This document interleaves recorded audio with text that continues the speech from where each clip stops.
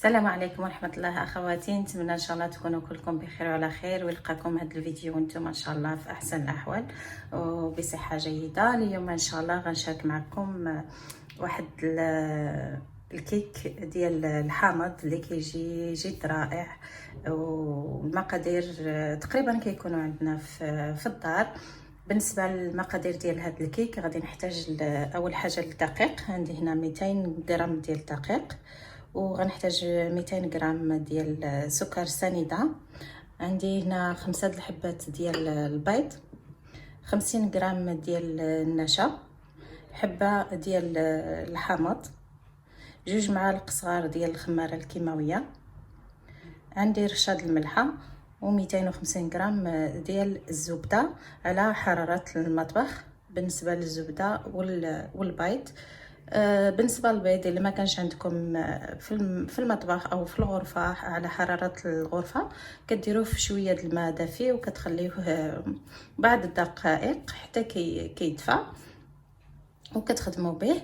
وبالنسبه للنشا اللي ما عندهاش النشا، 50 غرام ديال النشا يمكن لها تعوضها بالدقيق.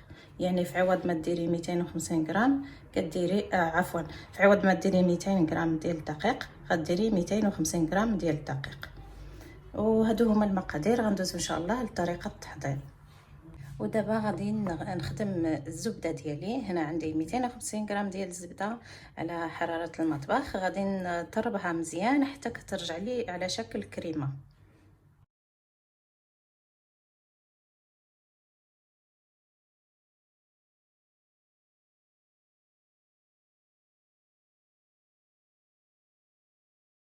دابا من بعد ما طربت الزبده مزيان غنضيف السكر سنيده وغادي نخدمو مزيان حتى هو.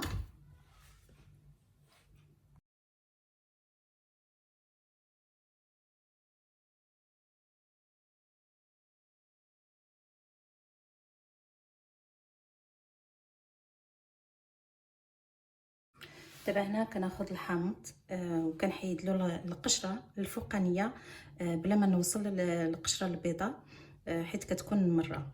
غادي ناخذ غير هاد القشره الفوقانيه، ومن الاحسن يكون عندكم السيترون او الحامض يكون بيو، لان هاد القشره غادي غنضيفوها للعجينه ديالنا. من الاحسن البنات تاخذوا بيو. وغادي نحكها بهذه الطريقه، ناخذ لها غير القشره الفوقانيه.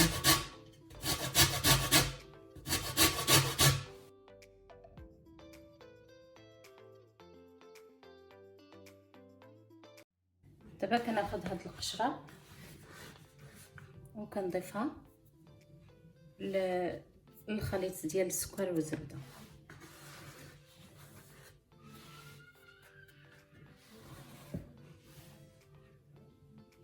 نجيب الحامض كنحاول نضغط عليه شويه باش يخرج لي العصير بسهوله.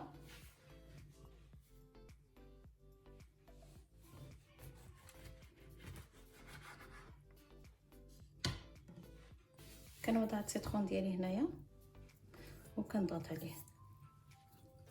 واللي ما عندهاش هذه تقدر تعصر في العصاره ديال الليمون وديال البرتقال.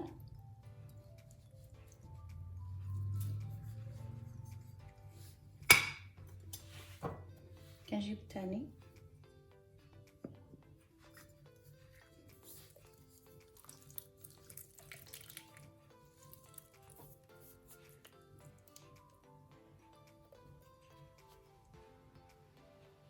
وكنعاود نخلط هاد الحامض مع الخليط ديال الزبده والسكر.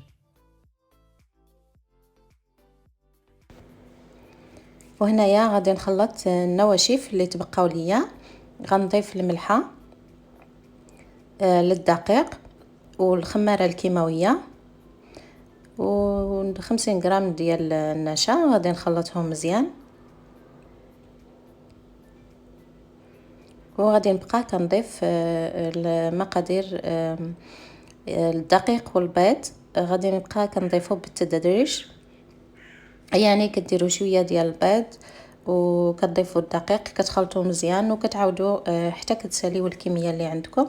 فهاد الطريقه البنات راه صدقوني كيجي فرق في القوام ديال الكيك، كيجي احسن واحسن. يعني يمكن لكم ديروا البيض تخلطوا عاد تضيفوا الدقيق، ولكن بهذه الطريقه كتجي احسن في هاد الكيك الا بغيتوا القوام ديالو يجيكم زوين. فكنضيف بالتدريج هنايا البيض والدقيق وانا كنخلط حتى كنسالي الكميه اللي عندي ديال البيض وديال الدقيق.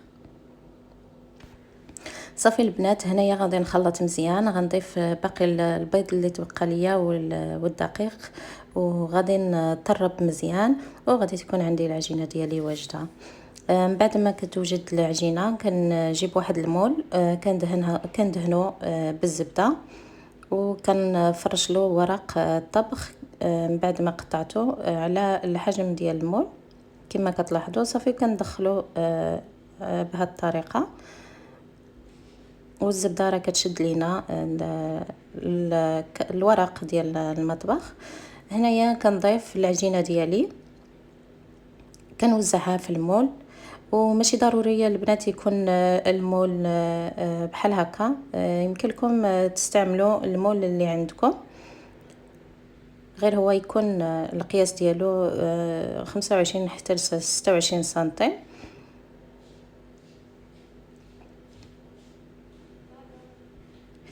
وصافي غادي نوزع العجينه ديالي بالمعلقه.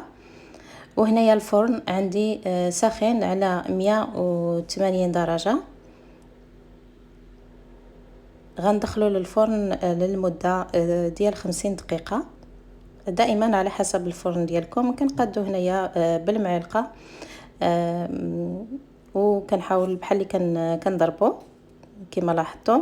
صافي هنايا من بعد ما وجد عندي الكيك ديالي، ها نتوما كيفاش كيجي. وهاد الورق ديال الطبخ راه كيخلينا نحيدو الكيك بسهوله من المول. هنايا غادي نحضر تسوكاكوس، خليط ديال السكر والحامض.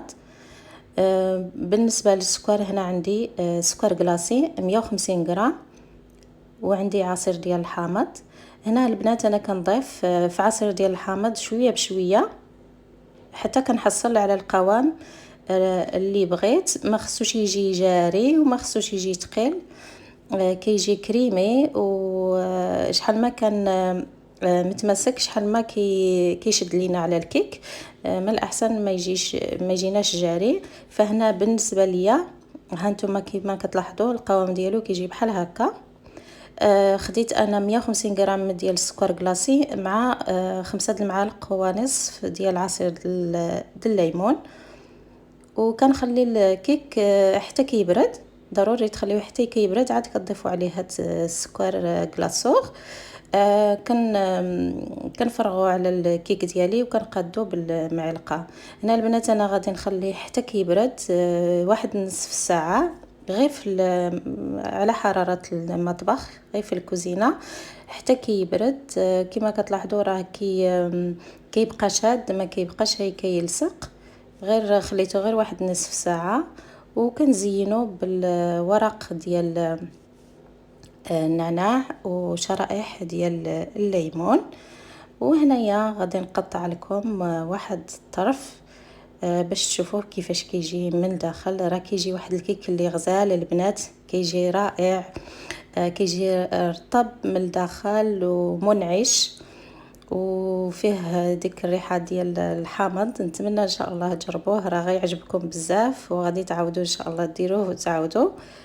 وبالنسبه لهاد كلاصوغ اللي ما بغاتش ديروه ما ديروش، تقدر ديروه بحال الشكل ديال الكيك اليومي، ولكن صدقوني راه كيجي لذيذ بهاد الكلاصوغ كذلك. وهنا وصلنا لنهايه الفيديو. نتمنى ان شاء الله يكون عجبتكم الوصفه وعجبكم الفيديو. ولا عجبتكم الوصفه والفيديو ما تنساوش ديروا لي لايك للفيديو وتشتركوا في القناه باش يوصلكم كل جديد ان شاء الله. ودمتم في رعاية الله وحفظه أخواتي، وإلى فيديو قادم إن شاء الله، والسلام عليكم ورحمة الله وبركاته.